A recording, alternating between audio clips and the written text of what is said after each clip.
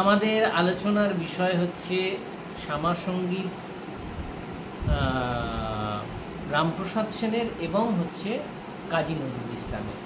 দুজনের গানের মধ্যে মিল যেমন আছে, তেমনি দুজনের গানের মধ্যে বিভিন্ন ধরনের বিষয় আছে যেগুলো এর আগে কোনোদিন আলোচনা হয়নি।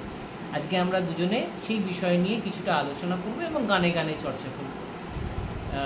তাহলে দিদি, আজকে আলোচনার বিষয় হচ্ছে এটাই। হ্যাঁ, এখানে দেখো, এই যে তুমি যে গানটি গাইবে সেই গানটির মধ্যে এখন যে অংশটা বাদ গেল, যেখানে সেটা হচ্ছে, এখানে হচ্ছে আমি যন্ত্র তুমি যন্ত্রী, আমি ঘর তুমি ঘরণী, আমি রথ তুমি রথী, যেমনি চালাও তেমনি চলি। তার মানে এখানে দেখা যাচ্ছে রামপ্রসাদ সেন কিন্তু যে উপমা দিচ্ছেন সেই উপমার মধ্যে ঘর, ঘরণী, রথ, রথী এই শব্দগুলোকে ব্যবহার করছেন, মানে যেগুলো আমরা দৈনন্দিন জীবনের মধ্যে দিয়ে চলে, যে শব্দগুলোর সঙ্গে আমরা মাঠে ঘাটে পরিচিত। যেমন রামপ্রসাদের ভীষণ একটি প্রচলিত গান হচ্ছে মন রে কৃষি কাজ জানো না, এমন মানব জমিন রইলপতি আবাদ করলে শুনতে। এই যে কথাটা, এই মানব জমিন এবং মন রে কৃষি কাজ জানো না, এই যে কৃষি কাজের সঙ্গে উনি আধ্যাত্মবাদকে মিলিয়ে দিলেন যে হ্যাঁ, মানব জমিন যদি চাষ করা যেত, মানুষের মননের ওপর যদি চাষ করা যেত, বীজ পোঁতা যেত, তাহলে সেখানে এমন একটা ফসল ফলতো, সেটা আমাদের কত সুন্দর কথা। এইটা হচ্ছে রামপ্রসাদ সেন। একদম। আর সেক্ষেত্র থেকে নজরুলের অনেক গানের মধ্যে থেকে এই আলোচনার জন্য, স্বল্প পরিসরের আলোচনার জন্য যে গানটি আমি তোমাকে শুনিয়ে শোনানোর চেষ্টা করবো এবং আমাদের আলোচনার মধ্যে রাখবো, সেটা হচ্ছে কালো মেয়ের পায়ের তলায় দেখে যারে না আলোর নাচন। এইখানে কিন্তু নজরুল সেখানে দেখা যাচ্ছে যে উনি কিন্তু বিশ্ব ব্রহ্মাণ্ডকে বাঁধলেন কালী এবং শিব, এই দুটো ভাবে যে কালো মেয়ের পায়ের তলায় দেখে যারে আলোর নাচন, মানে এক তো বিনাশ, তার সঙ্গে প্রতীক। একদম। তাহলে দেখা যাচ্ছে কি, যে উনি কিন্তু যে রূপটা করলেন সেটা হচ্ছে আমরা যেটাকে হয়তো সাধারণভাবে ধরতে পারবো না, সেইটা একটা সাধনা রয়েছে, সেই সাধনার মাধ্যম দিয়ে আমরা সেটাকে অনুধাবন করতে পারবো, সেইটাই একটা গানের মধ্যে দিয়ে লিখবেন। এবং মজার কথা হচ্ছে সেটা হচ্ছে যে একজন অত্যন্তভাবে একজন বৈদ্য মানুষ রামপ্রসাদ সেন, আর একজন মানুষ হচ্ছেন বিপ্লবী। তিনি শ্যামাসঙ্গীত লিখছেন, তখন তিনি লিখছেন এই ধরনের, মানে ভক্তি রসে পরিপূর্ণ একটা গান। হ্যাঁ, এরকম একটা কথা লিখছেন, কি না বলছেন যে নামিয়ে দিই। হ্যাঁ,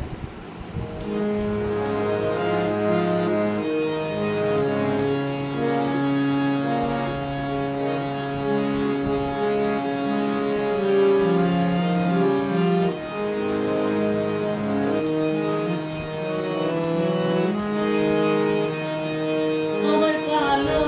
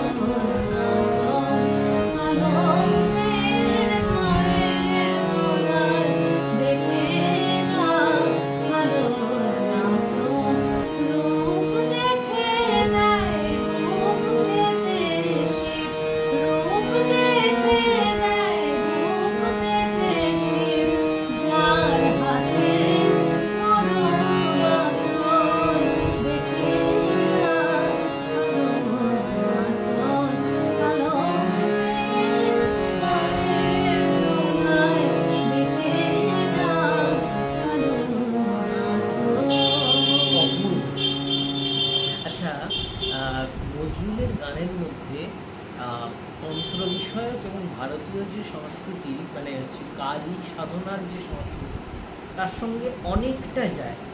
সেটা রামপ্রসাদী গানের মধ্যে তার প্রকরণ থাকলেও তার মধ্যে মানুষের জীবনচর্চা, যেটা আপনি কিছুক্ষণ আগে বললেন, জীবনচর্চার বিষয়গুলো, দৈনন্দিন সাংসারিক বিষয়গুলো উঠে এসেছে। অথচ শাস্ত্রে বলা হয় এগুলো হচ্ছে মায়া, যেগুলো থেকে নিবৃত্তির কথা বলা হয়েছে, শাস্ত্রে ত্যাগ করার কথা বলা হয়েছে, কিন্তু সেগুলোকেই আধ্যাত্মের অন্যতম প্রকরণ হিসেবে রামপ্রসাদ সেন দেখিয়েছে।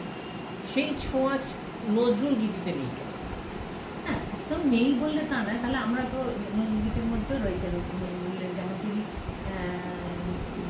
একটা ফুল, জবা ফুল, যেটা কালী পুজোতে আমরা ভীষণভাবে দেখি, তিনি সেটা হতে চাইছেন। বল রে জবা বল, কোন সাধনায় পেলি মায়ের মায়ের চরণ, মানে এই যে এই নিবেদন, এই নিবেদন রয়েছে, এই যে তা নয়। মানে আসলে এনারা তো বিভিন্ন সময় বিভিন্ন রকমের যে উপলব্ধি, সেই উপলব্ধি নিয়ে লেখা। একেবারে কোনো একটা ধারা ধরে লেখাটা হয়তো বা আমরা ভাবছি একজন কবি মানুষের, কিন্তু সেক্ষেত্রে তো হয় না। তো যখন যে ভাবে তার ভাবনাটা ভেতরে গঠিত হয়, হ্যাঁ, সেইভাবেই তার লেখাটা হয়তো বেরোয়। সেটাই এটা আমার মনে হয়েছে, এটাই হয়তো হয়। আজকে তাহলে এই পর্যন্তই। আগামী দিন আরও সমৃদ্ধ উপস্থাপনা হয়তো আমরা করতে পারব। আমাদের পক্ষ থেকে নমস্কার। আপনারা ভারতের কণ্ঠ দেখুন এবং শেয়ার করুন, সাবস্ক্রাইব করুন।